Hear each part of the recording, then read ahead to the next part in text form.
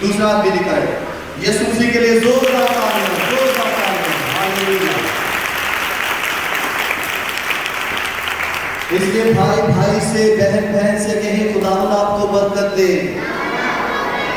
خداوند آپ کو برکت دے۔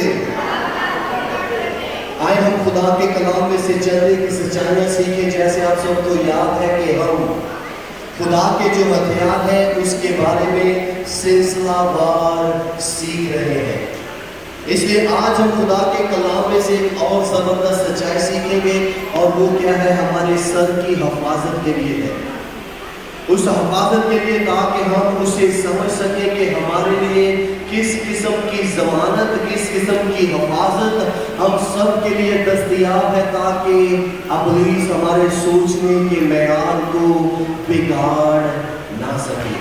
کیونکہ خدا کا بندہ پالوس رسول کہتا ہے، جب ہم اس چھٹا باب اس کی 14ویں آیت سے 17ویں آیت پڑھتے ہیں تو لکھا ہے، وہ کہتا ہے پس سچائی سے اپنی کمر کس کر اور راست بازی کا پکڑ لگا کر اور پاؤں میں صلح کی خوشخبری کی تیاری کے جوتے پہن کر اور ان سب کے ساتھ ایمان کی سپر لگا کر، اور آگے کیا کہتا ہے؟ جب ایمان کی سپر لگی ہوگی جس سے تم اس شریر کے سب جلتے ہوئے تیروں کو کیا کر سکو گے؟ بجھا سکو گے، اور نجات کا خود اور روح کی تلوار جو خدا کا کلام ہے لے لو۔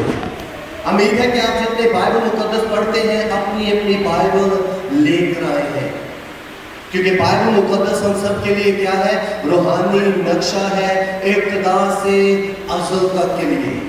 اور ابتدا سے ازل تک کے درمیان کا جو وقت ہے، اس میں کس طرح ہم نے اپنی روحانی زندگی گزارنی ہے۔ جسمانی زندگی تو سب گزارتے ہیں، انسان پیدا ہوتا ہے، شادی بیاہ ہوتی ہے، ڈگریاں حاصل کی جاتی ہیں اور وفات ہو جاتی ہے، اور کہتے ہیں ریسٹ ان پیس، یہ ابدی آرام میں سکون کرے۔ ابد سے ازل کے درمیان جو سفر ہے، یہ ہے روحانی زندگی، جس کے بارے میں ہم سب کو سیکھنے کی، سمجھنے کی، اور جب ہم پر تیر چلائے جائیں ہمارے مخالف کی طرف سے تو ہم کیا کر سکیں؟ خدا کے ان ہتھیاروں کو جو ہم سب کے لیے ہے۔